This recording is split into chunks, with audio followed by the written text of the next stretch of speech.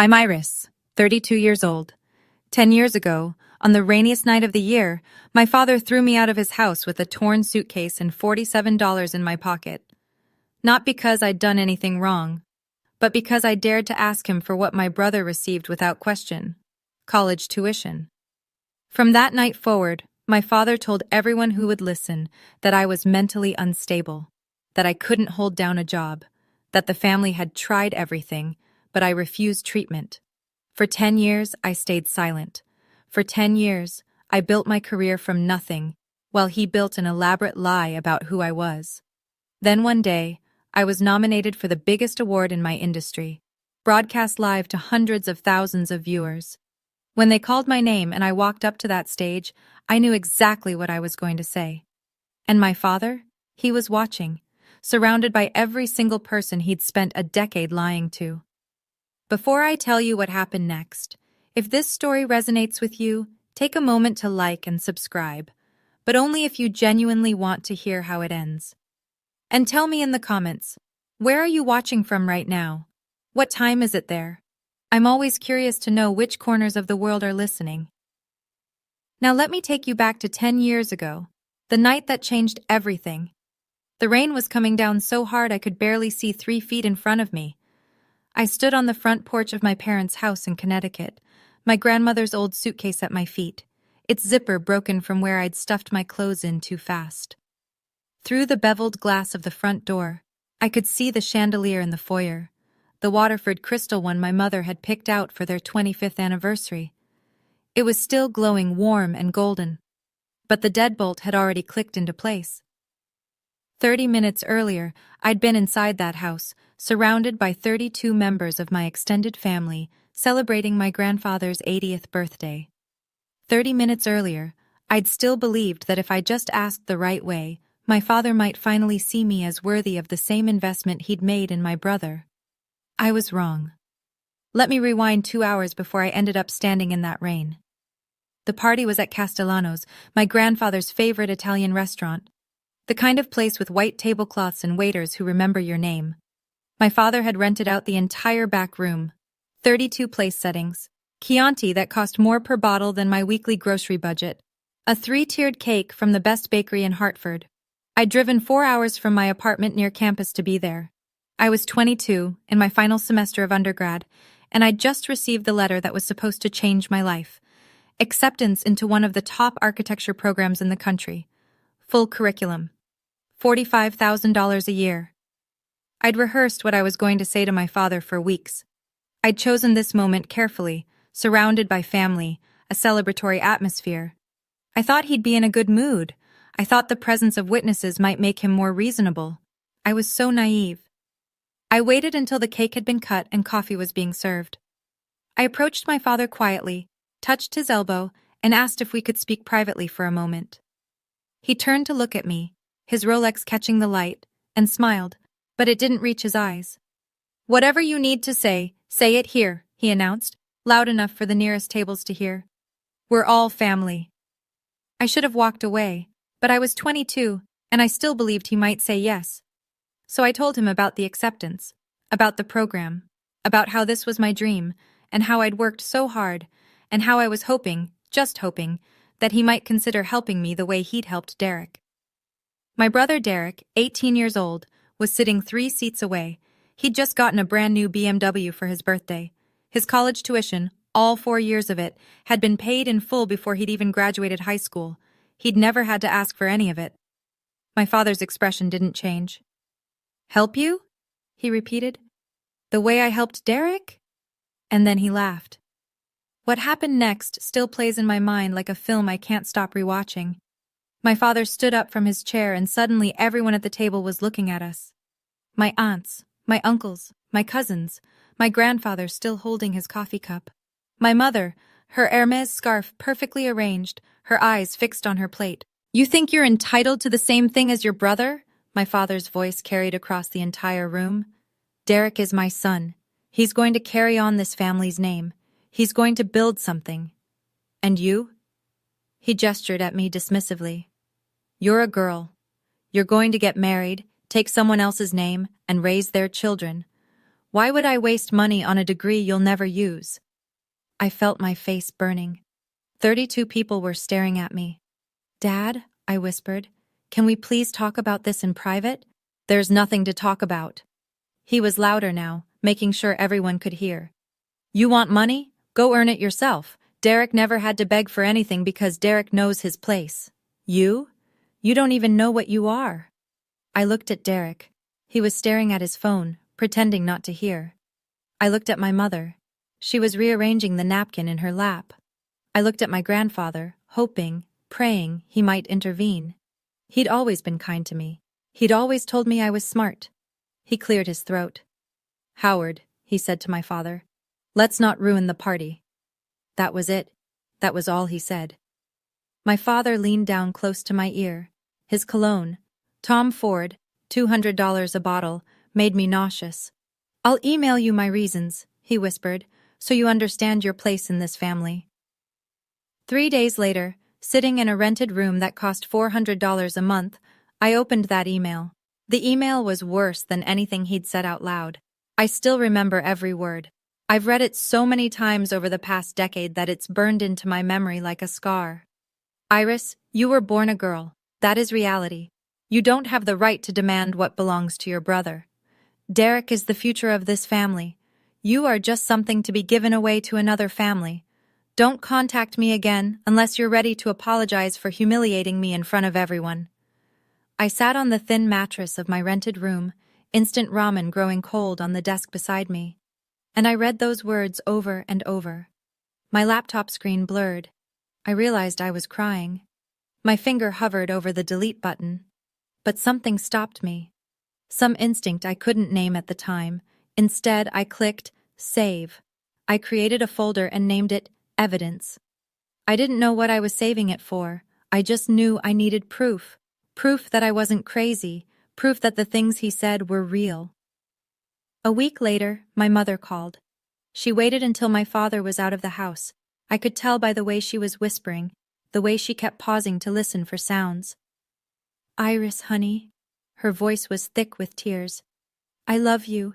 You know I love you. And I know what your father did wasn't right. Then why didn't you say anything? I asked. You just sat there, Mom. You didn't say a single word. Silence. You know how your father is, she finally said. If I'd defended you, he would have... I don't have anywhere to go, Iris. I don't have my own money. I don't have...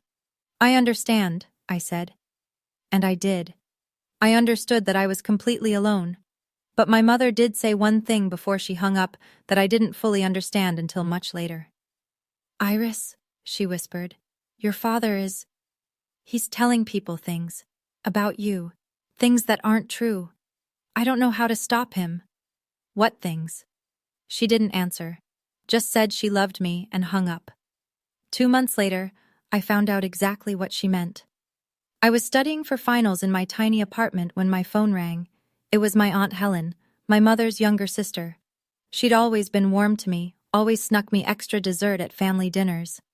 Iris, sweetheart, she said, her voice dripping with concern. How are you feeling? Are you getting the help you need? I frowned. Help? What do you mean? Your treatment, honey. Your father told us about your condition. He said you've been struggling since you were young, and that's why you left home. He said the family tried everything, but you refused to get better.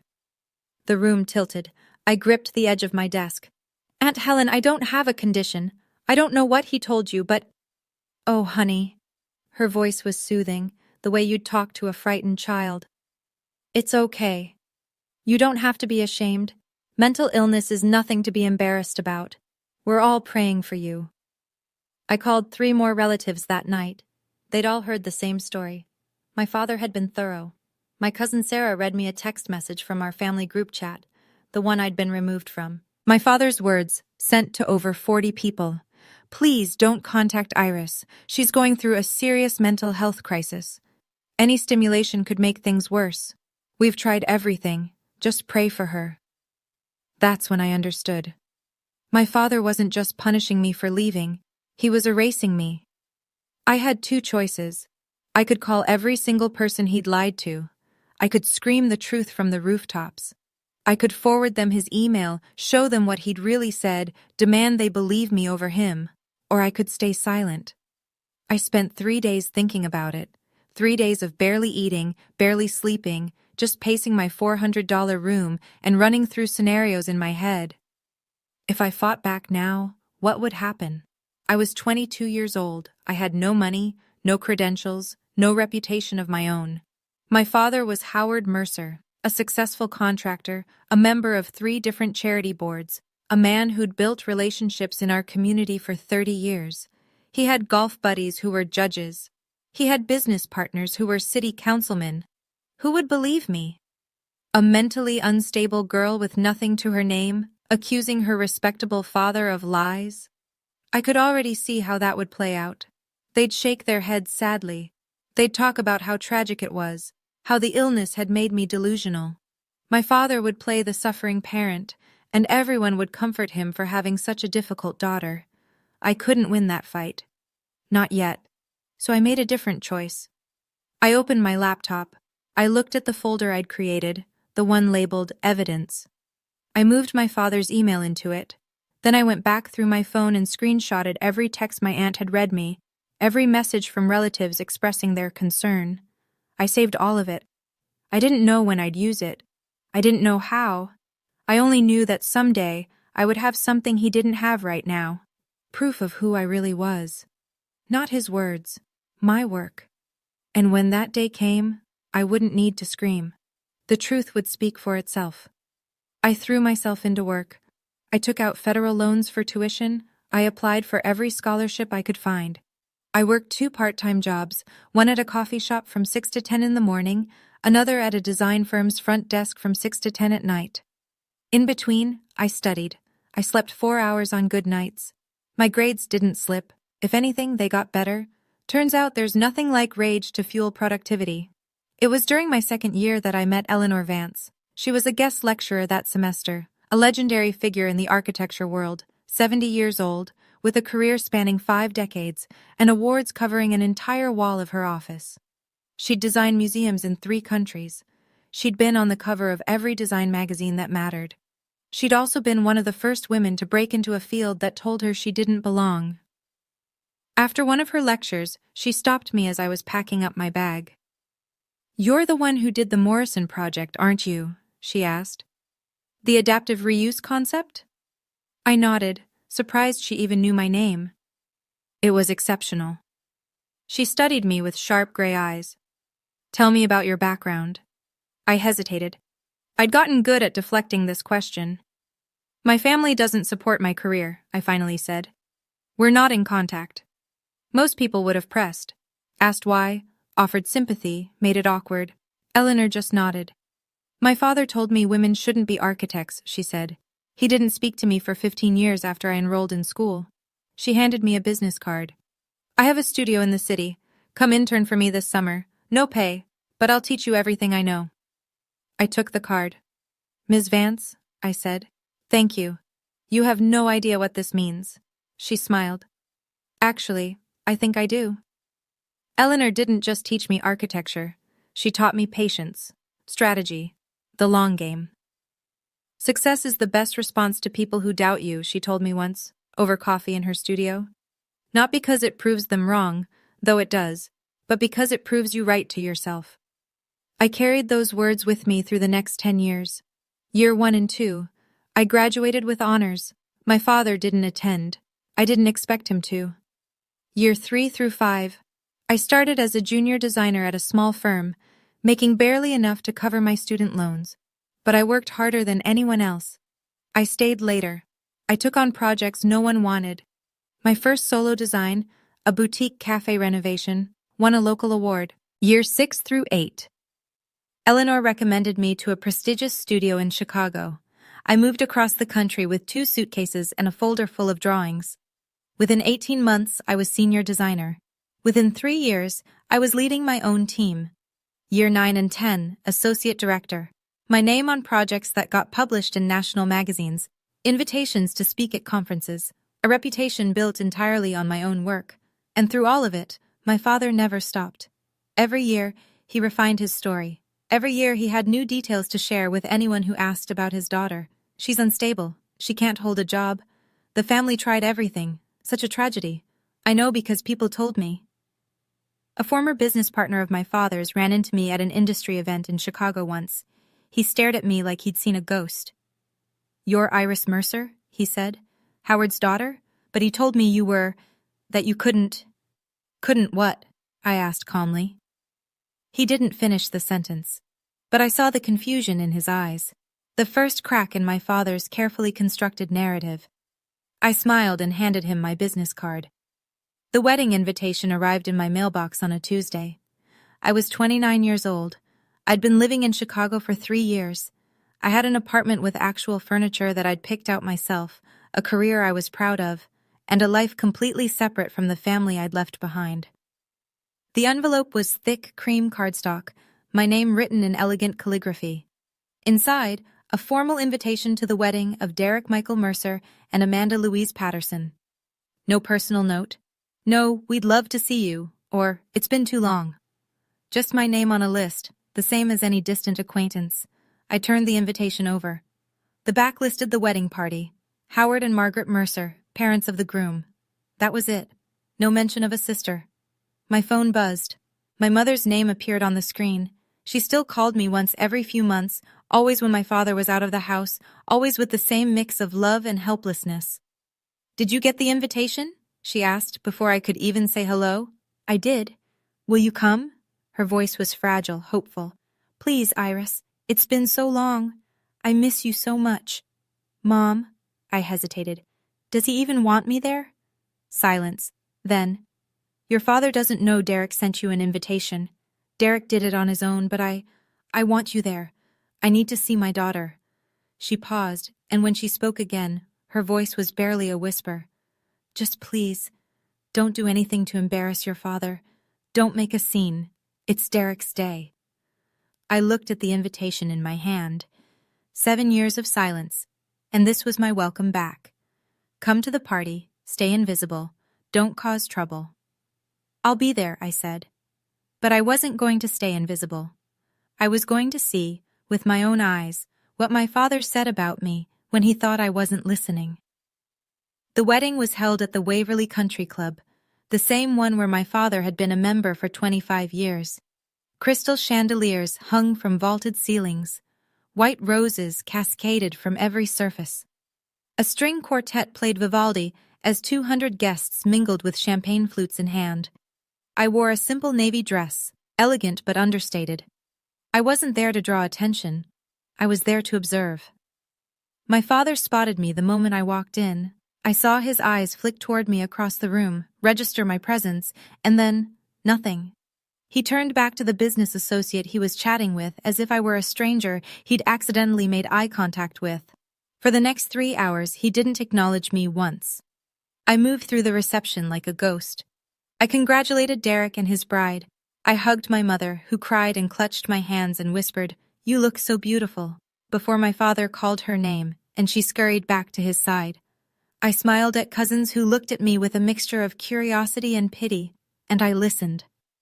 I positioned myself near my father's table during cocktail hour, close enough to hear, but far enough not to be noticed.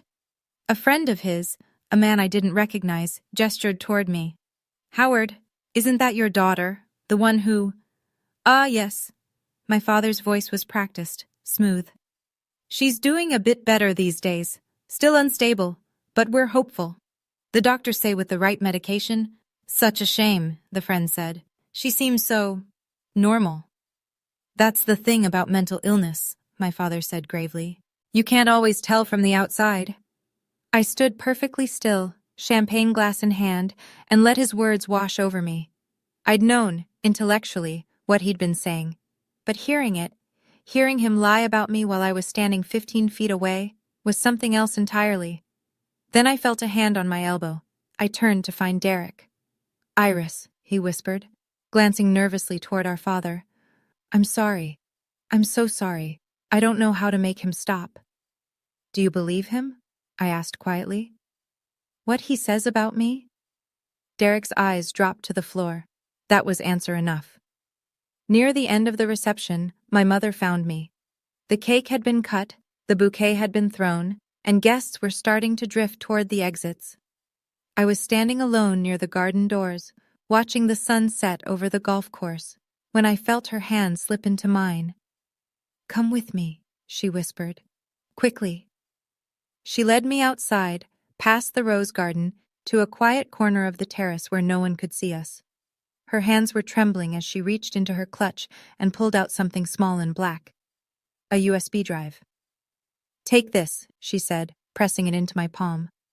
"Don't let your father know I gave it to you." I stared at it. "What is this?"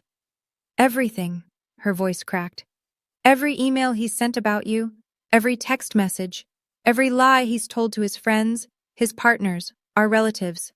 I copied all of it." "Mom." I couldn't process what she was saying. "How do you even have access to—" "I've known his passwords for years. He doesn't know I know." She laughed bitterly.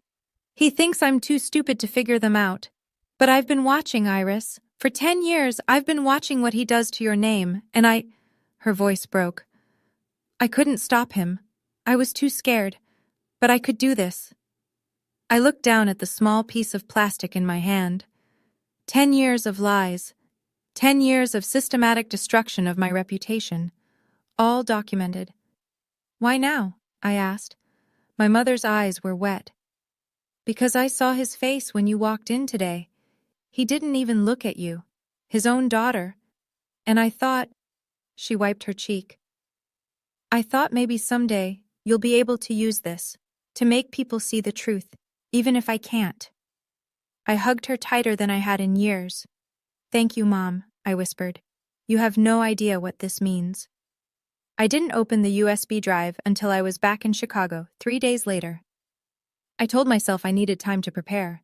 In reality, I was terrified of what I'd find. It was a Sunday night. I poured myself a glass of wine I didn't drink, sat down at my desk, and plugged the drive into my laptop. There were over 50 files, emails, screenshots of text messages, chat logs from the family group that had removed me a decade ago, all organized by date, starting from 2 months after I'd left home. I read them one by one, and with each one, the knife twisted deeper. "Iris is having another episode. Please don't try to contact her directly. It only makes things worse. We've consulted 3 different specialists. They all say the same thing. She refuses treatment. It breaks my heart to say this, but my daughter cannot function in normal society. We've tried everything." And then I found one that made me stop breathing. It was an email sent 5 years ago to a man named Robert Chen. I recognized the name. He was a real estate developer my father had worked with, someone who'd approached me about a major project early in my career. I'd been so excited. It would have been my first big break. The contract had fallen through at the last minute. Robert had said there were budget concerns, and they'd decided to go in a different direction. My father's email to him read, "Robert, I know you're considering hiring my daughter for the Parkview project. I'm telling you this as a friend. Don't. She's not stable. She has serious mental health issues that she refuses to address. If you bring her onto this project, you will regret it. I'm saying this because I care about you and don't want to see your reputation damaged." I closed my laptop and cried until I couldn't breathe. He hadn't just been lying about me. He'd been actively sabotaging my career. A week later, I met Eleanor for lunch. I hadn't told anyone what I'd found on the USB drive. I'd been carrying it around like a grenade, unsure what to do with it. But Eleanor had been the one constant in my professional life for nearly a decade. If anyone could give me perspective, it was her. We sat at her favorite restaurant, a quiet place overlooking Lake Michigan, where the maitre d' knew her by name. I told her everything. The wedding, the lies, the sabotaged project. 10 years of systematic destruction that I'd only now fully understood. Eleanor listened without interrupting. When I finished, she set down her wineglass and looked at me with those sharp gray eyes that had seen everything the industry could throw at a woman. "What do you want to do?" she asked. "I don't know," I admitted. "Part of me wants to send everything to every person he's ever lied to. Part of me wants to call him and scream until my throat bleeds. And part of me is so tired of him taking up space in my head." Eleanor nodded slowly. "When I won my first major award," she said, "my father didn't come. He told everyone I'd bought my way onto the jury. He said the only reason a woman could win was if she'd slept her way to the top. She smiled, but there was no warmth in it. I could have fought him publicly, made a scene, demanded he retract his lies. What did you do instead? I kept winning. She leaned forward. Iris, the truth doesn't need you to scream it. The truth just needs you to live it.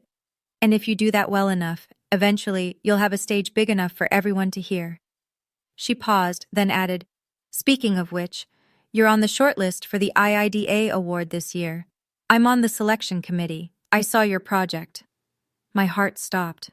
The IIDA? The ceremony is broadcast live, she said.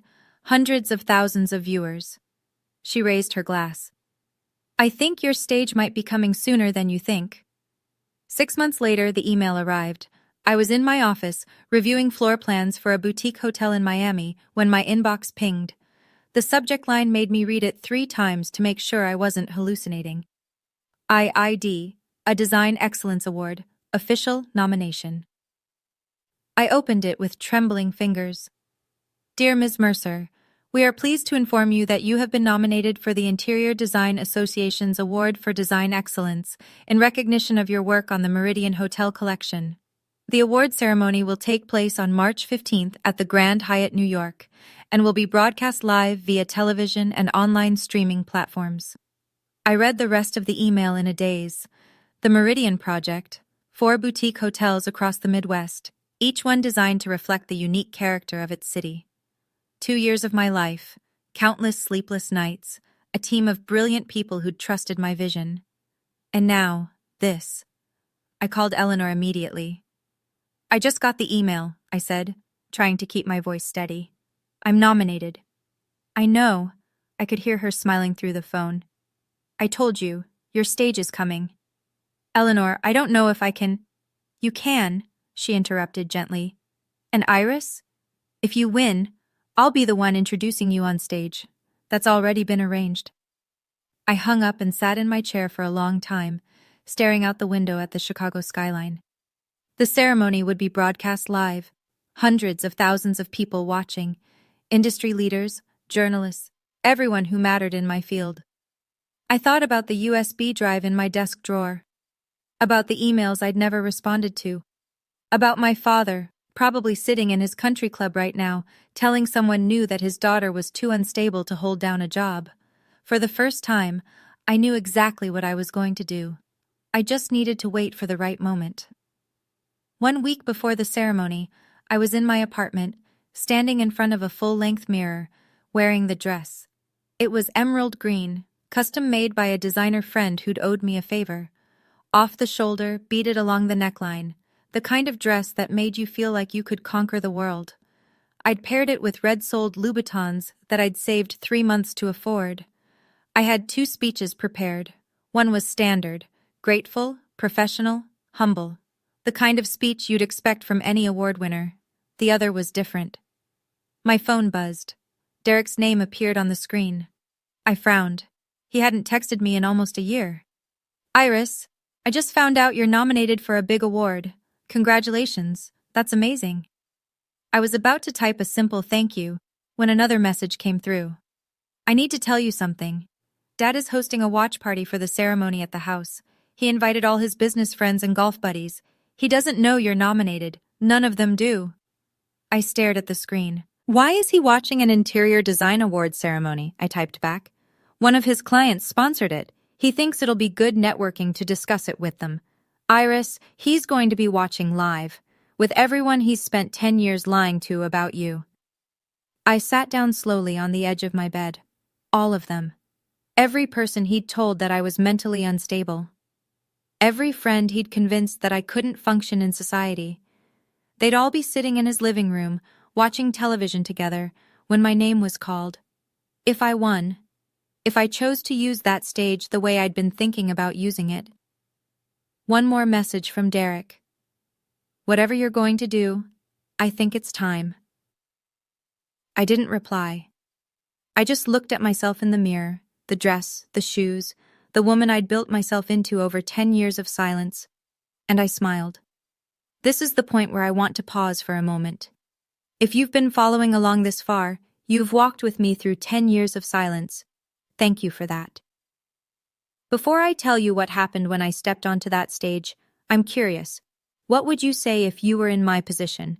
Drop your answer in the comments. I'd genuinely love to know how you'd handle this. And if you haven't subscribed yet, now might be the time. Because what comes next, you won't want to miss. The Grand Hyatt Ballroom was even more spectacular than I'd imagined. Crystal chandeliers the size of small cars hung from 40-foot ceilings. Tables draped in white linen stretched across the room, each one filled with the most influential people in my industry. 500 guests in total. Designers, architects, executives, journalists. And beyond this room, hundreds of thousands more watching from their living rooms, their offices, their phones. Including my father. I stood backstage, my emerald dress catching the light every time I moved. Through a gap in the curtain, I could see the stage, a massive screen displaying the AITA logo, a sleek podium where winners would accept their awards, and row after row of expectant faces. Nervous? I turned. Eleanor was beside me, resplendent in silver that matched her hair. Terrified, I admitted. She took my hand. Remember what I told you years ago? The truth doesn't need you to scream. It just needs you to live it. She squeezed my fingers. Whatever you decide to say up there, Iris, I'm proud of you. Not because of this award. Because of who you've become. I hugged her, carefully so as not to wrinkle either of our dresses. A producer with a headset approached us. Ms. Mercer, you're one of the favorites tonight. Be ready. The Design Excellence category is up in 15 minutes. I nodded, my throat suddenly dry. When he walked away, Eleanor leaned close. I've known about your father for years, she said quietly. I never said anything because it wasn't my story to tell. But I want you to know, whatever you say on that stage, I'll be standing right behind you. The lights in the ballroom dimmed. The ceremony was beginning. I touched the folded paper in my clutch. The speech I'd written at 3 a.m, the words I'd waited a decade to say. It was almost time. And now, the award for Design Excellence in Commercial Interior Design. I watched from backstage as the presenter, a famous architect whose work I'd admired for years, approached the podium with a gold envelope in his hand. This year's nominees represent the very best our industry has to offer. Their work pushes boundaries, challenges conventions, and transforms spaces into experiences. He read off the nominees. 4 names. Mine was last. And the winner is... The room went silent. 500 people held their breath. Somewhere in Connecticut, my father was probably on his second scotch, making small talk with business partners about networking opportunities, completely unaware that his daughter's name was about to fill the screen. The presenter opened the envelope, smiled. Iris Mercer, for the Meridian Hotel Collection. The ballroom erupted. I don't remember the first few seconds. Just noise, applause, music, Eleanor's hands pushing me gently forward. Then I was walking. 1 foot in front of the other, emerald silk swishing against my legs, the spotlight following me like a living thing. I climbed the stairs to the stage. The presenter handed me the award, a sculpture of crystal and silver, heavier than I expected. I stepped to the podium, looked out at 500 faces, all watching me, all waiting. And somewhere, through cameras and cables and satellites, my father was watching too. I could picture it perfectly. His living room, the big screen TV, 6 or 7 men in polo shirts and khakis, drinks in hand. My father in his favorite armchair, probably mid-sentence about some construction deal. And then my face appearing on the screen. I imagined the exact moment he'd realize. The blood draining from his face, the glass frozen halfway to his lips. His friends turning to look at him. Isn't that your daughter, Howard? The one you said was mentally unstable? I gripped the podium, looked directly into the camera, and I began to speak. Thank you to the IIDA. Thank you to my incredible team who brought this vision to life. And thank you to my mentor, Eleanor Vance, who believed in me when I had nothing. I paused, let the applause die down. But there's something else I need to say. The ballroom went completely still.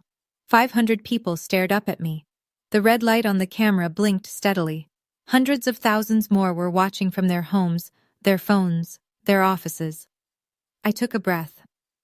I want to thank everyone who believed in me over the past 10 years, I said. Everyone who gave me a chance. Everyone who looked at my work and saw potential instead of making assumptions about who I was. I reached into my clutch and pulled out the folded paper.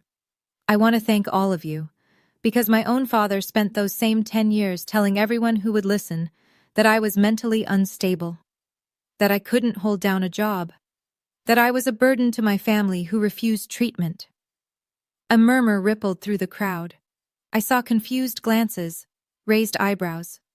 I kept going. For 10 years, I stayed silent. Not because I was ashamed, but because I knew that words alone wouldn't be enough. I knew I needed proof. Proof that he was wrong about me. Proof that I was capable of building a life on my own terms. I unfolded the paper. This is an email my father sent me 10 years ago, when I asked him to help pay for my education, the same education he'd already fully funded for my brother. I want to read it to you exactly as he wrote it. The ballroom was silent. I could hear my own heartbeat. Iris, you were born a girl. That is reality. You don't have the right to demand what belongs to your brother. Derek is the future of this family. You are just something to be given away to another family. Don't contact me again unless you're ready to apologize for humiliating me in front of everyone. I folded the paper and looked up. I didn't apologize. I left. And from that day forward, my father told everyone I was mentally ill to explain why his daughter had disappeared from his life. I looked directly into the camera. Dad, if you're watching, and I know you are, this is my answer. I'm not unstable. I'm not broken. I'm not a burden. I'm standing on this stage because I earned it. And the only thing wrong with me was that I was born a girl in a family that believed girls weren't worth investing in. I held up the crystal award.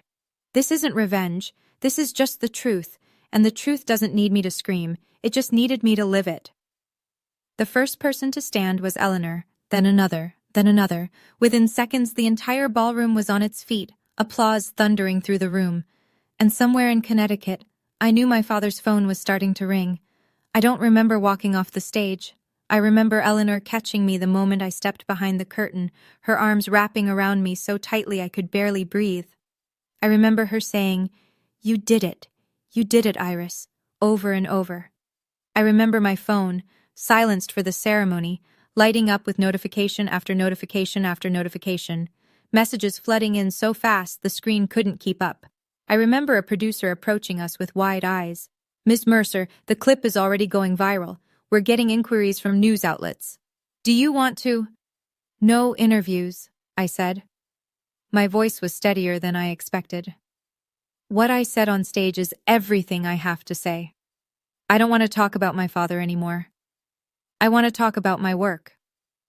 The producer nodded and disappeared. Back in the ballroom, I could hear the ceremony continuing. The next category being announced, polite applause. But the energy had shifted. People kept glancing toward the backstage area. Phones were out everywhere, screens glowing blue in the dim light. Within 30 minutes, the clip had 100,000 views. Eleanor showed me on her tablet, scrolling through the comments.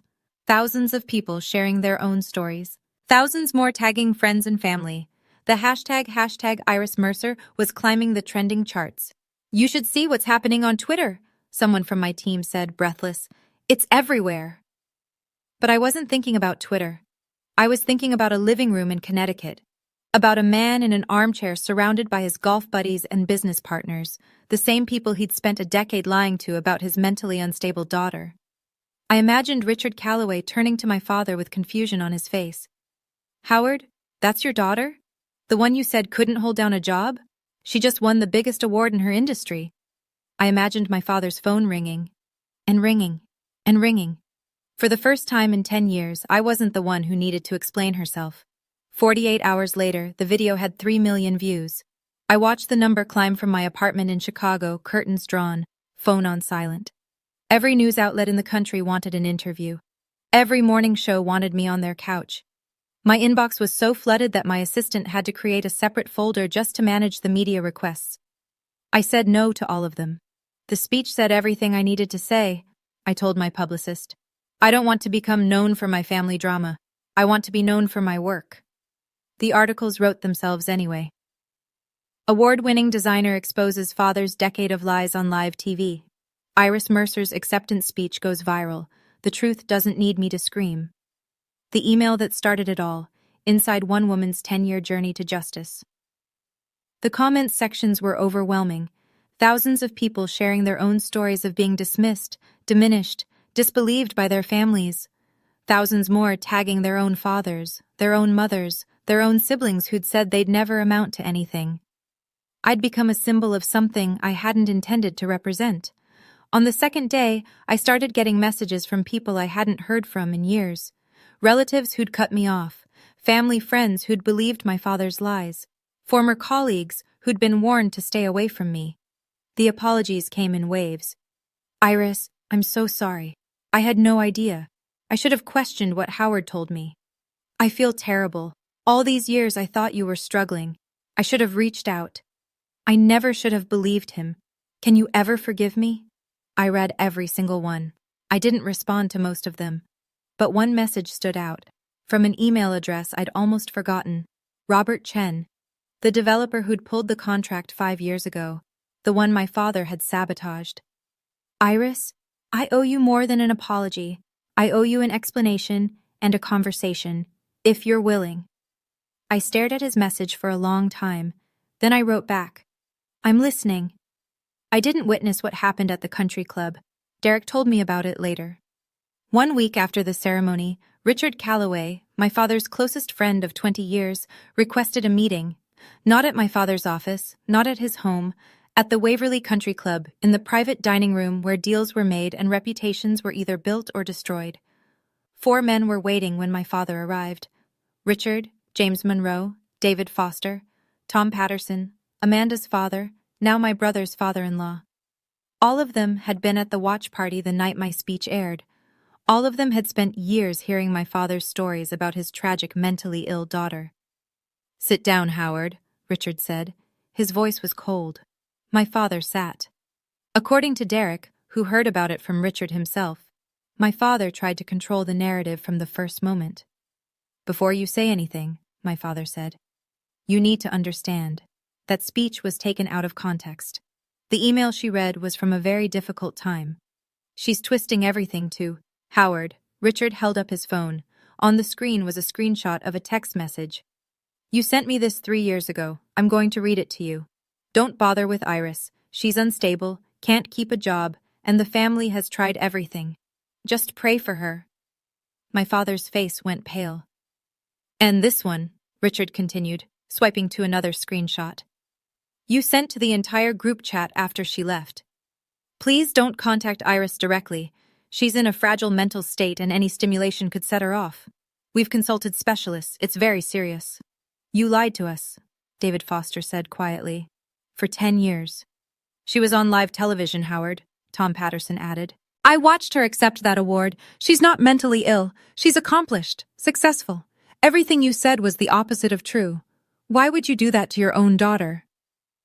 My father, Derek said, had no answer. For the first time in his life, Howard Mercer had nothing to say. The meeting ended with handshakes and tight smiles, but the message was clear. The men who had trusted him for decades now saw him differently. And that was just the beginning. My mother called me on a Sunday morning, 2 weeks after the ceremony. I was sitting on my couch with a cup of coffee, watching the sunrise over Lake Michigan. My phone rang with her name on the screen, but something was different. She wasn't whispering. She wasn't waiting for my father to leave. Iris, she said when I answered. I watched your speech. I know, Mom. I watched it 17 times. Her voice cracked. I watched you stand up there and tell the truth that I was too afraid to tell for 35 years. And I am so, so proud of you. I felt tears prick my eyes. Mom. Your father hasn't spoken to me in a week, she continued. He blamed me, of course. Said I must have given you those emails, must have helped you plan this whole thing. He screamed at me for 3 hours straight the night after it happened. My grip tightened on the phone. Are you okay? Are you safe? I'm more than okay. And for the first time, I heard something new in my mother's voice, something I'd never heard before. Strength. "I've contacted a lawyer," she said. "I'm filing for legal separation. After 36 years, I'm finally doing what I should have done when he kicked you out of this house." Mom. I couldn't find words. "I know it's too late to fix what happened to you. I know I failed you as a mother, but I'm 59 years old, and I just realized I've never made a single decision for myself in my entire adult life. I'm not going to die like this, Iris. I'm not going to let the last chapter of my story be about being too afraid to leave." We were both crying by then. "I'm proud of you too, Mom," I whispered. "I'm starting therapy next week," she said. "First time ever, and I got a part-time job at a gallery downtown. It doesn't pay much, but it's mine." "It's yours," I repeated. "That's what matters." Derek and I had our first real conversation a month after the ceremony. Not a text message, not a brief exchange at a family event where he was too nervous to say more than a few words.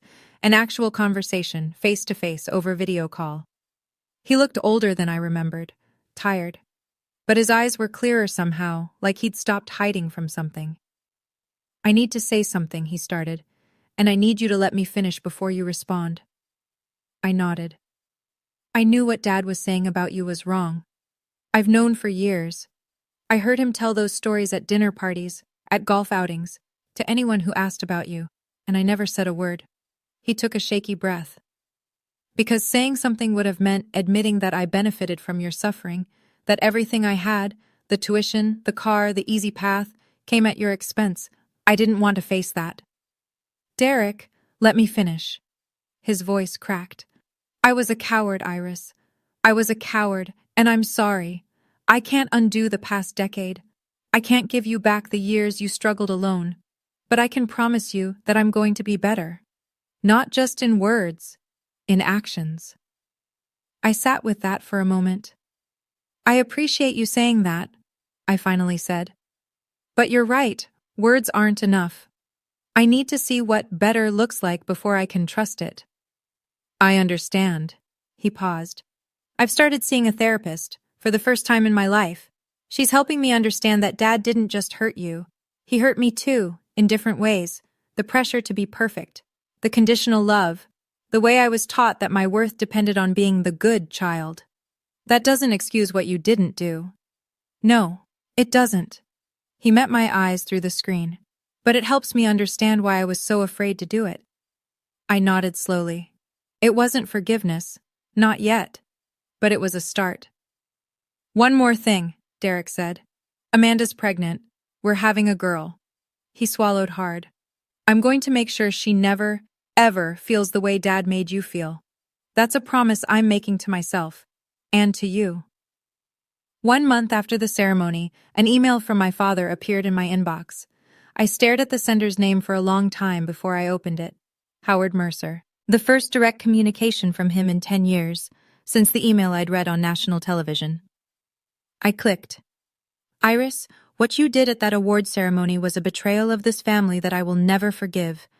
You took private matters and displayed them for the entire world to see, purely to humiliate me. You have damaged my reputation, my business relationships, and the Mercer family name. A name that I built over 40 years of hard work. I don't know who put you up to this or what you hope to gain, but you need to understand. Everything I said about you was for your own protection. I was trying to manage a difficult situation in the best way I knew how.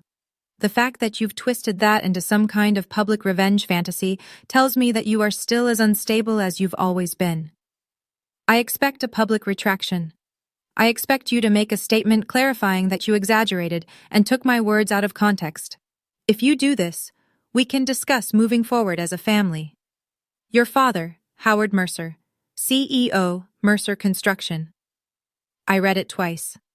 Then I wrote my response. "Dad, this is the last email I will ever send you. I didn't humiliate you. You spent 10 years humiliating yourself by lying about your own daughter. I simply told the truth. If the truth embarrasses you, that's not my problem to solve. I will not be issuing a retraction because there is nothing to retract. Every word I said was accurate. I have the receipts to prove it. You had 10 years to apologize.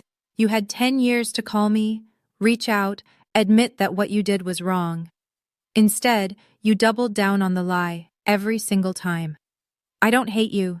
I don't wish you harm. But I also don't owe you anything. Not an explanation, not a retraction, and certainly not my silence. This chapter is closed. Please don't contact me again. Iris. I hit send. Then I blocked his email address, his phone number, and every other way he might try to reach me. Derek told me later that my father forwarded my response to several friends, accompanied by his own commentary about how unhinged I still was. But this time, no one agreed with him. The truth had spoken, and it didn't need me anymore. I know a lot of you are waiting to see if my father ever apologized. I used to wait for that too. I spent years believing that if he would just say sorry, I could finally heal. But I learned something important. My healing was never dependent on his apology. It couldn't be. Because some people will never admit they were wrong, and I couldn't put my peace in their hands. If you're waiting for someone to change before you let yourself move on, I hope this part of my story gives you permission to stop waiting. And if this resonates, share it with someone who needs to hear it. 3 months after the ceremony, I took stock of what had changed. The numbers were concrete now, measurable. The kind of consequences that couldn't be explained away or spun into another narrative. 2 major contracts had quietly dissolved for Mercer Construction. Partners who had worked with my father for over a decade suddenly found reasons to explore other options. The combined value, according to industry estimates, was somewhere around $850,000. The charitable organization where my father had sat on the board for 15 years released a carefully worded press statement about restructuring their leadership. His name was notably absent from the new board list. The Waverly Country Club, his second home for 25 years, still technically allowed him membership. But Derek told me my father had stopped going. The atmosphere had changed, he said. Old friends crossed to the other side of the dining room when they saw him coming. Golf invitations stopped arriving. And at Mercer Construction itself, something subtle but significant had shifted. The board of directors, people who had trusted my father's judgment implicitly for decades, began routing major decisions through Derek instead. My father was still technically CEO, but he was being slowly, quietly, pushed to the margins. None of this was because of legal action or formal consequences. It was simply what happened when a community discovered that one of their most respected members had been lying about his own daughter for a decade. Trust, once broken, doesn't rebuild easily. I didn't celebrate these developments. I didn't feel vindicated watching my father's world shrink. Mostly, I felt tired.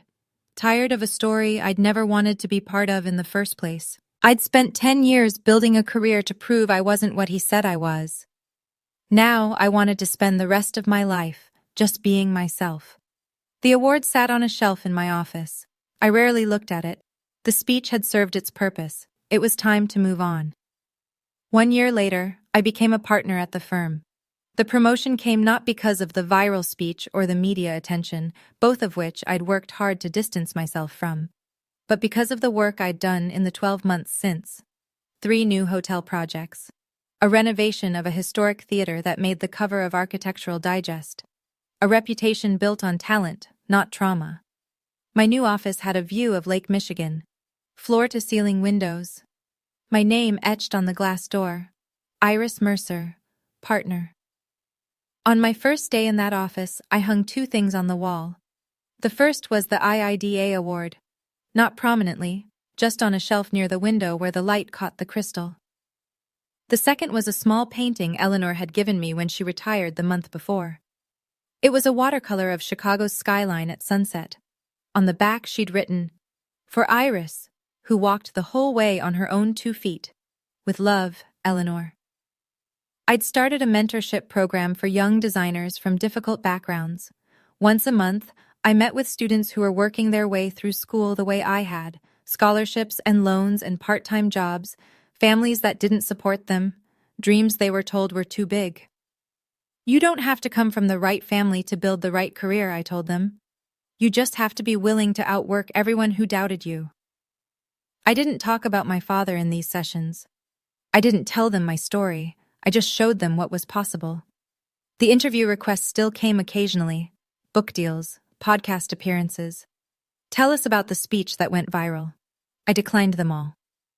I'm not interested in being famous for my family's failures, I told my publicist. I want to be known for my own success. She understood. Everyone did, eventually. Iris Mercer, partner, designer, mentor. Not Iris Mercer, the woman who called out her father on live television. That was the victory I'd really been working toward all along. I visited my mother for the first time since leaving home on a warm Saturday in September. Her new apartment was nothing like the house I'd grown up in. No crystal chandeliers, no imported furniture, no evidence of my father anywhere. It was small, just one bedroom, a galley kitchen, a living room with windows that looked out onto a quiet street. But it was hers. Really, truly hers. I decorated it myself, she said, a little nervously, as she showed me around. I know it's not much, but it's beautiful, Mom. And it was. Plants everywhere, pothos trailing down bookshelves, a fiddle leaf fig in the corner, succulents lining the windowsills, art on the walls that she'd picked out, not my father, photographs in frames, including one of me at my college graduation, an event my father had refused to attend. I started that part-time job at the gallery I told you about, she said, pouring us both tea. It's not much money, but the owner is teaching me about art history. I never knew I'd enjoy learning so much at my age. It's never too late to start, I said. She smiled. A real smile, not the strained, performative one I'd seen for years at family dinners. My therapist says the same thing. Did I tell you I'm in therapy now? First time in my life. You mentioned it. How is it? Hard. She wrapped her hands around her teacup. I'm learning that I spent 36 years being afraid. Afraid of your father, afraid of conflict, afraid of being alone. I'm 59 years old, and I'm just now figuring out who I am. I reached across the table and took her hand. That's not a failure, Mom. That's brave. Her eyes filled with tears. I should have been brave for you, Iris. When you were 22 and he threw you out, I should have... You're being brave now, I said gently. That's what matters. We sat together in her small, warm apartment, drinking tea and talking about nothing important. And for the first time in my adult life, I felt like I had a mother again. I haven't spoken to my father since I sent that final email. Through Derek, I hear fragments of his life now. The picture isn't pretty. He still tells anyone who will listen that I betrayed him, that I was manipulated, that the email was taken out of context, that he was a good father who did everything right, and his ungrateful daughter destroyed his reputation for no reason. Fewer and fewer people listen. His circle has shrunk to a handful of acquaintances who either don't know the full story or don't care. The business partners who once sought his opinion now route their calls through Derek. The country club friends who once laughed at his jokes now remember prior engagements when he suggests getting together. My mother left him. His daughter doesn't speak to him. His son maintains a careful, professional distance. By any measure, Howard Mercer is a diminished man. I don't feel happy about this. I don't feel vindicated. I don't feel much of anything, really. I spent so many years wanting him to acknowledge what he did, to apologize, to change. I've had to accept that none of that is coming. Some people never admit they were wrong. Some people go to their graves believing their own lies. My father, I think, will be one of those people. But here's what I've learned. My peace doesn't depend on his transformation. My healing doesn't require his apology. I wasted too many years waiting for him to become someone he's not. I've stopped waiting now. I hope, somewhere deep down, he finds his own peace someday. But whether he does or doesn't, it's no longer my concern. I have a life to live, and it's a good one. Derek and I see each other once a month now. He flies to Chicago for business, and we have dinner at a quiet restaurant near my apartment. We don't talk about our father much. We talk about work, about life, about the future. Mostly, we talk about his daughter. She was born 7 months after the ceremony, a baby girl with Derek's eyes and Amanda's stubborn chin. He named her Grace. I think about what you said a lot, Derek told me one evening, showing me photos on his phone. Grace in a onesie, Grace in a stroller, Grace sleeping in his arms with her tiny fist wrapped around his finger. What I said about what? About being better. About showing it through actions, not words. He swiped to another photo. Every time I hold her, I think about how Dad made you feel growing up, how he made you believe you were less than because you were a girl. And I promise myself I will never, ever do that to her. That's a good promise. I'm going to keep it. He looked up at me. I'm not doing it to earn your forgiveness, Iris. I know that might never come, and I understand why. I'm doing it because it's right, because I don't want to be the person I was. I looked at my little brother, not so little anymore, a father himself now, trying to break a cycle that had wounded both of us in different ways. I'm proud of you, I said, and I meant it. We don't have the relationship we might have had if things had been different. Too much time has passed, too much damage has been done, but we have something. It's not perfect, it's not what it could have been, but it's ours. Sometimes, on quiet evenings, I stand at the window of my office and watch the sun set over Chicago. The skyline turns gold, then orange, then deep purple. The lake reflects the light like a mirror. On my shelf, the AITA award catches the last rays of daylight, crystal glinting. On the wall behind me, Eleanor's painting. On my desk, a photograph of my mentees from last year's cohort, 12 young designers who are now building careers of their own. And somewhere in my memory, always, a 22-year-old girl standing in the rain with a torn suitcase and $47 in her pocket. I don't hate that girl anymore. For years I was ashamed of her, ashamed that she'd needed help, ashamed that she'd asked, ashamed that she'd been rejected so brutally. But now I understand. She survived, she endured. She built something from nothing. She became me. My father said I was worthless. He said I would never amount to anything. He said that being born a girl made me less valuable than my brother, less worthy of investment, less deserving of support. He was wrong. Not because I proved him wrong, though I did, but because he was wrong from the beginning. I was always worthy. I was always enough. The only thing that changed was that I finally believed it. If you're listening to this story and you recognize any part of it, if you've ever been told you weren't good enough, if you've ever been lied about by people who were supposed to love you, if you've ever wondered whether you should keep fighting, I want you to know something. Your worth is not determined by people who refuse to see it. Your healing does not depend on apologies that may never come. And your success is not about proving anyone wrong. It's about proving yourself right. That's what I learned. That's what I hope you take away from this. Thank you for listening to my story. If it meant something to you, share it with someone who needs to hear it. Like and subscribe if you want to hear more, and leave me a comment. Tell me your story. I'm always listening. I'll see you in the next one.